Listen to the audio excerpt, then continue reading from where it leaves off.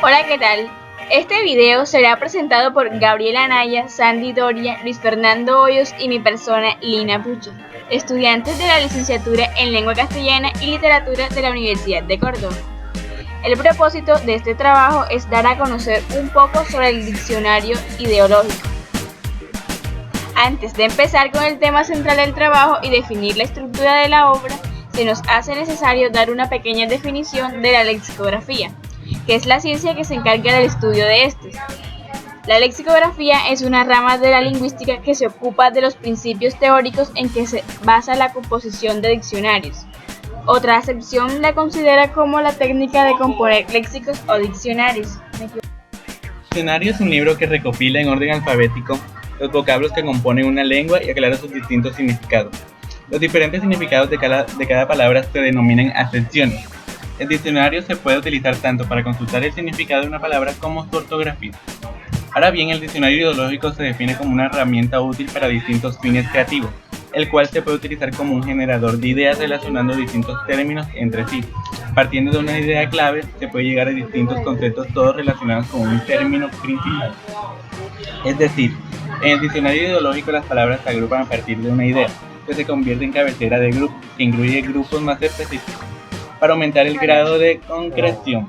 De esta manera, el lector puede ir descendiendo desde un concepto muy general a uno específico, el que necesita para expresar con exactitud su pensamiento. El principal objetivo del diccionario ideológico es proporcionar, mostrar, sugerir y ayudar a encontrar la palabra que defina adecuadamente el concepto mental que se quiera expresar. Para ello, la organización del vocabulario no puede realizarse por medio de orden alfabético, sino por medio de un procedimiento que permita al lector recorrer el camino inverso de los significados a las palabras. A continuación, daremos a conocer uno de los diccionarios ideológicos más representativos. Este es el Diccionario Ideológico de la Lengua Española, obra magna del lexicógrafo Julio Casares, publicada por primera vez en 1942 y en la que el académico español compiló durante 5 lustros de minucioso trabajo un inventario sistemático del léxico español. El Diccionario Ideológico de la Lengua Española ofrece al usuario un completo vocabulario de más de 80.000 palabras, pero además este diccionario se preocupa por cómo se transforma el pensamiento en lenguaje, centrándose especialmente en los significados de las palabras y las expresiones del idioma. Así, la parte alfabética que contiene las definiciones enlaza otras dos. Una general que establece una clasificación de las voces en cuadros y categorías y otra analógica, que distribuye los términos en grupos donde éstas se relacionan con sinónimos, antónimos, conceptos afines y otras palabras de su familia léxica. En la estructura del diccionario encontramos, primero, advertencia preliminar, donde se informa al lector de la ampliación de los vocablos recogidos en el diccionario con respecto a los recogidos en la edición anterior. Seguidamente encontramos el prólogo, en el que Casares justifica sus intenciones lexicográficas remitiendo a su obra Nuevo concepto del diccionario de la lengua y otros problemas de lexicografía y gramática, una obra que deriva de su discurso de ingreso a la RAE, donde se engendra ya la base teórica del diccionario ideológico como nuevo género lexicográfico.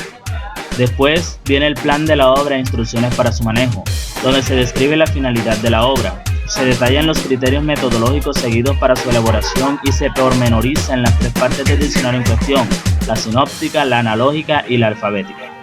Finalmente encontramos las abreviaturas empleadas, que se presentan en listado de forma alfabética. Este diccionario comprende 3 partes. Primero, la parte sinóptica.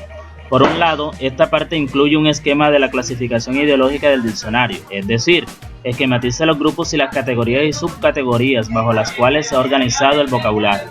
Por otro lado, desarrolla 38 cuadros sinópticos, que se corresponden con las 38 grandes categorías de la clasificación, acumulando en cada una de ellos palabras conceptualmente afines entre ellas por supeditarse a una misma noción rectora.